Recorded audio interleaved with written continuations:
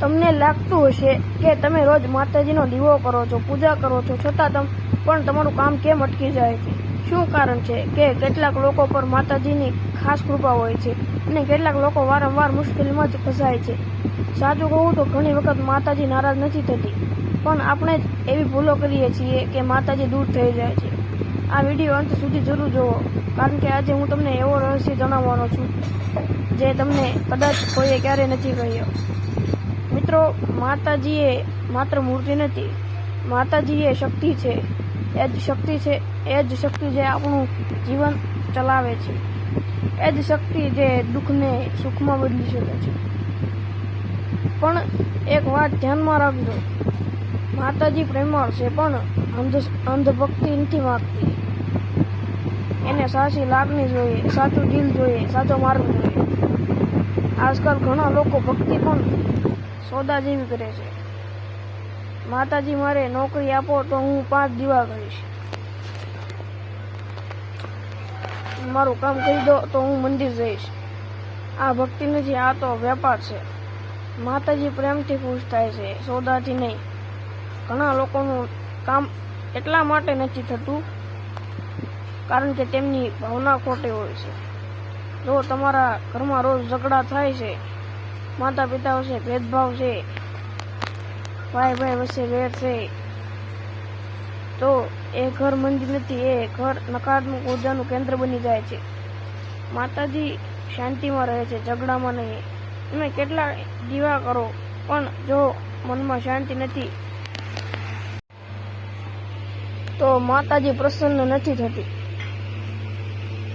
ઘણા લોકો શરૂઆતમાં ખૂબ ભક્તિ કરે છે, પણ પછી ધીમે ધીમે આળસ આવે છે, દીવો છોડે છે, પૂજા બંધ કરે છે, મંદિર ગંદુ રાખે છે. આ અવગણના છે. જે જગ્યાએ માતાજી રહે છે ત્યાં સ્વચ્છતા હોવી જ જોઈએ.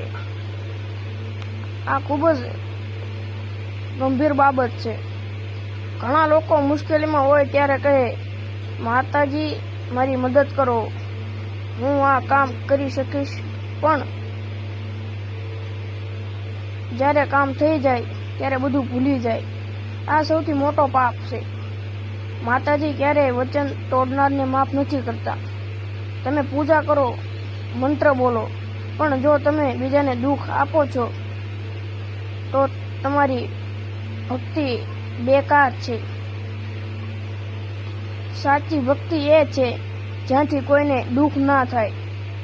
જો કોઈને રડાવશો તો માતાજી ખુશ નહીં થાય. જ્યારે જીવનમાં થોડી સફળતા મળે તો ઘણા લોકો કહે, આ બધું મેં કર્યું. આ સૌથી મોટી ભૂલ છે. જે આપે છે એ માતાજી છે. જ્યારે અહંકાર આવે છે ત્યારે કૃપા જતી રહે છે. આજકાલ ઘણા લોકો ખોટી રીતો અપનાવે છે,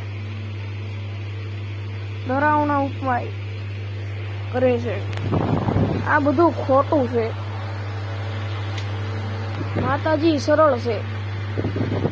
ખોટી રીતો માણસને નુકસાન કરે છે.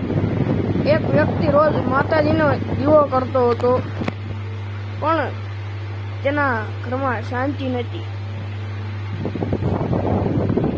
રોજ ઝઘડા, ગુસ્સો. એક દિવસ તેણે સાચા દિલથી પ્રાર્થના કરી અને પોતાના વર્તન બદલી નાખ્યું. થોડા જ સમયમાં બધું જ બદલાઈ ગયું. કારણ શું?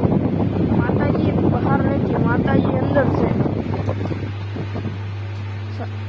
સચ્ચા દિલથી પ્રાર્થના કરો, બીજાને મદદ કરો, ઘરમાં શાંતિ રાખો, પોતાના ઘરમાં સ્વચ્છતા રાખો, મંદિર સ્વચ્છ રાખો, વચન પાળવો, અહંકાર છોડવો.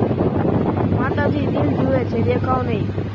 જો તમને લાગે છે કે માતાજી તમારી સાથે છે તો આ વિડીયોને લાઈક જરૂર કરજો. કોમેન્ટમાં લખો જય માતાજી અને આ વિડીયો દરેક ભક્ત સુધી પહોંચાડજો, કારણ કે કદાચ કોઈને આ સત્ય જણાવવાની ખૂબ જ જરૂર છે. માતાજી ક્યારેય નારાજ થવા માટે નથી, પણ આપણને સાચા રસ્તે લાવવા માટે છે. જો તમે બદલાશો તો તમારી જિંદગી બદલાઈ જશે. અને આવા જ અવનવા ભક્તિમય વિડીયો માટે અમારી ભક્તિ સાગર ચેનલને સબસ્ક્રાઇબ કરવાનું ભૂલશો નહીં. જય મેલડીમાં, જય માતાજી.